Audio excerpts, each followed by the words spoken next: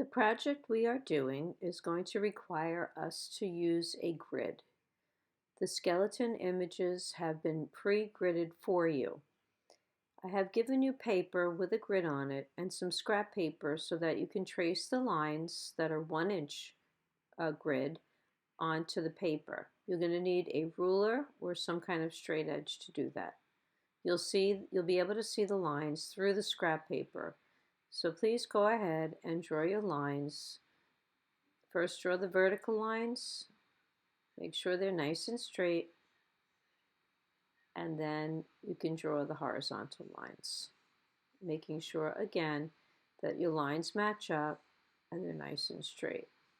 What you're making is a 1-inch gridded paper. The skeleton is also gridded at 1 inch. Now you'll notice that your paper has some more boxes going across horizontally. 1, 2, 3, 4 for the reference picture and 5 for the scrap paper. So you only need the 4 boxes because you're just going to draw what you see in the 4 boxes. The last box is extra. When you use a grid, you're just going to look at one box at a time, and we're just going to translate in line only, no shading, what you see. Sometimes I put little dots. Okay, we're doing grid to grid, meaning our drawing is going to be about the same size as the reference picture. Okay, so in the first box there's a little line, the second box nothing, the third box is just a little line in the skull right there. Okay, so we're just looking at what we notice in each box in line. Okay, the fourth box has a little bit of a line right up there by the skull, and then some little, little cracks in the skull. You can put those in. Just line, no shading. I'm going to drop down to the second box, second row, and draw that line. Now be mindful of just the box and look at the positive and negative space. Okay, the negative space is the space around the object. Notice the shapes that you see and just focus in on one box at a time. Okay, if it's not perfect, that's okay, but just do your best. Fill in each box the way that you see it. It's going to get complicated in some of the other areas, but just take it slow and take it one step at a time.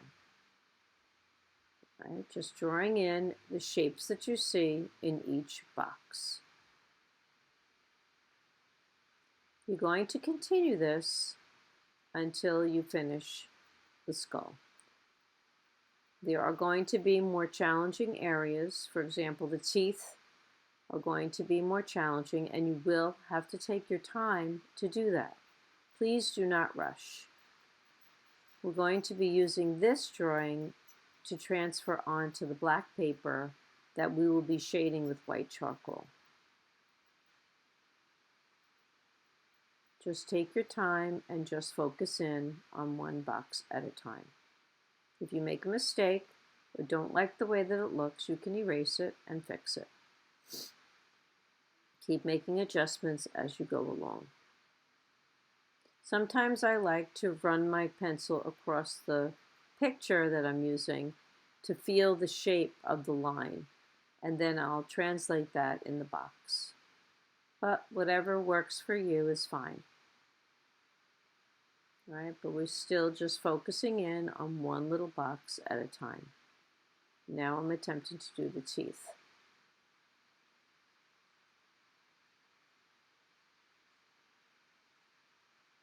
Continue to do this until you completely finish the skull.